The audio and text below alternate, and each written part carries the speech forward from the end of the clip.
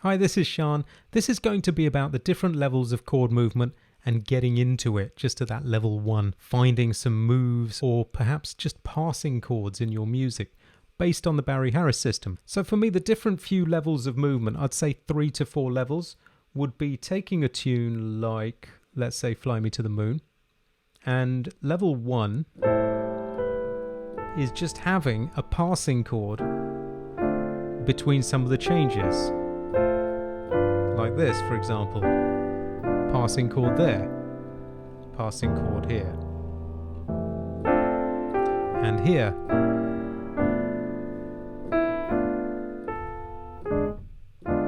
And here. They don't always work, but there are times when they do, and we're going to find out how to spot them. Level 2 would be using more movements, not just between at the ends of bars and on chord changes, but wherever the melody can fit one in. So for example, this tune gives you quite a lot.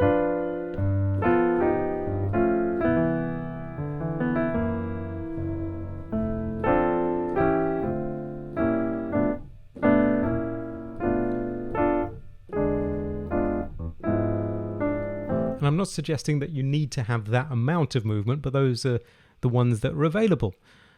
Then a level 3 would be something like moving chords, but not all of the notes, moving some of the notes to create more tension and release. So it could be more like this.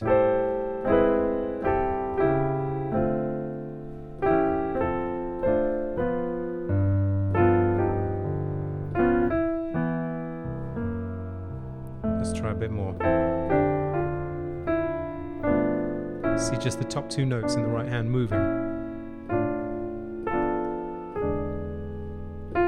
Let's say the top 2 notes moving.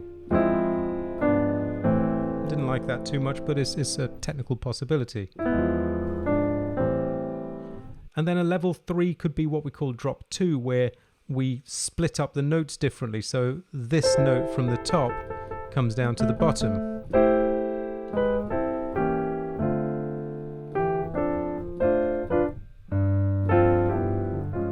That kind of thing.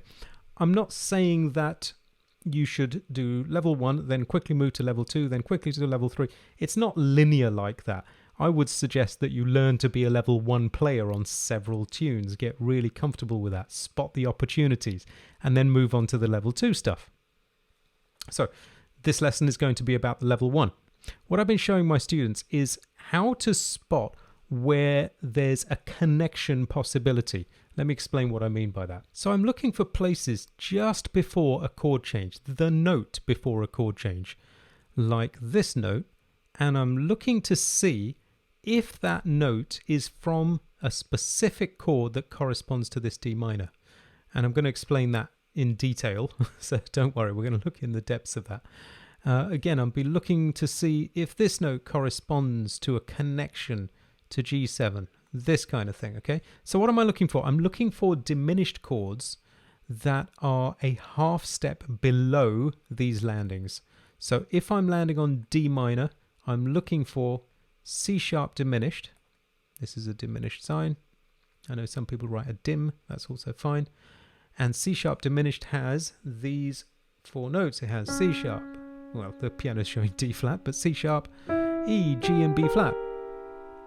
And you can see that that G is part of this bar. It's not just part of the bar, it is the final tension note before we come and release on a more landing sound of a major or a minor.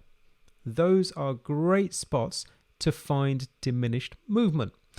That means for me, I'm happy to play this whole C sharp diminished on this note. Okay, we're going to see if we can find any more like that. Again, this is level 1. There is more to it. You know, there's level 2, 3, perhaps even 4 with drop 2s, but we don't need to do all that. Again, there's more to this. This is an introduction into getting something in your playing other than just what's written. But you don't have to have all the other stuff to begin playing and to call yourself a jazz musician, okay? That will come over time. The next one is F before E. Now this E is part of C major 7. So I'm looking a half step semitone below the C major for a B diminished. Is F one of the B diminished notes? Yes, absolutely it is. So here I'm going to be looking to play a B diminished chord. Let's see what we have so far. Instead of just, we now have a passing chord. We have the C sharp diminished going to D minor. Nothing here. B diminished before C major. Great, now we've got at least some kind of, it's almost movement. It's more of a passing chord, but there's more motion in the music than there would have otherwise been, right? Okay, let's see what we get on the second line. Same stuff. Actually, we could do this. F could be preceded again a half step below by an E diminished. But I'm looking to do this not earlier than halfway through the bar. So what I could do is think of this E. You don't have to be reading to watch this lesson. This is just, as I know a lot of people who do watch are thinking like this. I'll break this E up into two beat notes, and I'm going to put an E diminished on the last note because obviously E has to be in E diminished, right? So now we have this. C sharp diminished before D minor. Nothing before the G7. B diminished before the C. E diminished before the F. Okay, now of course I'm messing with the rhythm a little bit. I'm going to do that. You're not really going to play a jazz standard exactly as written rhythmically. That's for another lesson, but because it's so ingrained in me, I find it quite difficult to play exactly what's there, so forgive me for that. Let's see what else is around on the second line. Before B minor 7 flat 5, I don't mind what kind of chord is coming up, whether it's major, minor, minor 7 flat 5, I don't mind what it is. So before a B minor 7 flat 5, I'd be looking for B flat, a half step below, diminished notes. So in B flat diminished, we get B flat, D flat, E, and G. So clearly E is in there as a tension note from a diminished that wants to be moved to the next place. Like Barry used to say, diminished notes say move me somewhere. Okay, these are good examples of that. So I'll play a B flat diminished just on that last note. And let's see if there are any others. Well, what's before E7? E flat diminished. And A is in there. We'll try this. I'm not sure if that one's going to sound good just using my ear, but let's see. We'll at least put it down. E flat diminished, and then the last one. We've got before an A minor, we would have A flat diminished notes. So A flat diminished has got a D in there. So that's a yes as well. A flat diminished on that last note. Okay, let's see what we have from the second line from F major. B flat diminished before B minor 7 flat 5. E flat diminished. Not bad before the E7. A flat diminished before A minor. Great. Look how many we've got now. In 2 lines, which is 8 bars of music, we have 6 possibilities on this tune. So this tune is very good for this. Not every tune will have this many options, but this one does. Okay, so don't worry if you don't see those options. It doesn't matter if they're not there. Don't worry about it. Just leave them and look for the next one. Some tunes are not full of this entirely, It doesn't matter if there are 2 chords per bar. This stuff still works. It doesn't matter if there's 1 chord per bar. Just look for the last note before a chord change. So in the interests of completeness, let's finish it off. Now, before a G7, I would be looking for F sharp diminished notes. A is in F sharp diminished. This is a tied note. That shouldn't matter. We'll try it all out in a minute. And then we have a big jump. We don't want big jumps like this. We do want notes close to each other that are just tension and release resolving. So even though this is in a B diminished, yeah, I'm going to leave it. I'm looking for notes, and that I'm glad this came up because that's another thing worth mentioning. I'm looking for notes that are 1 step away, something like that, close by notes that can land without a big leap. A7, we already have a chord before this D minor, so I'm not going to do anything to this A7 because it already has that dominant function which diminished have. If you're not sure about those, I have a lesson on those you can go and look at. I'll link it below. Let's see.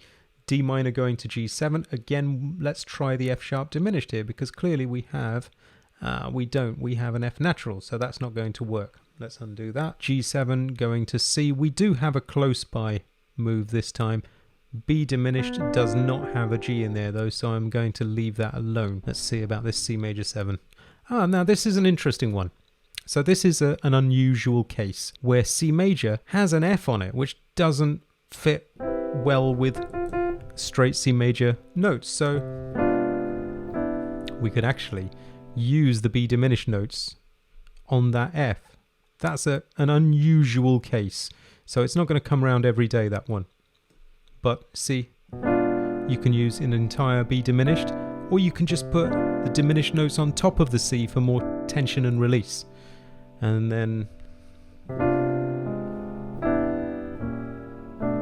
see, again here, I'm going to split this E up into 2 tied E's like this, and I'm going to put a B flat diminished, B flat this time, not B, just before the B minor 7 flat 5. So let's try playing all this. F sharp diminished to G. Nothing here. I'm not deliberately not filling here. I could do so much, but I'm disciplining myself. Nothing here. B diminished to C major. B flat diminished. E7. Works pretty good. The second half is almost the same, so I'm going to leave that alone. Should be plenty to think about there. Hope you enjoyed that. Try applying this to tunes you know. You'll find them in lots of places. As I said, some tunes won't do it much at all. Some tunes will do it all the time. If you enjoyed this lesson, perhaps you'll consider becoming a Jazz Skills member where we've got lots more of the same, including the longer version of this lesson. Thanks a lot for watching. See you on the next one. Bye for now.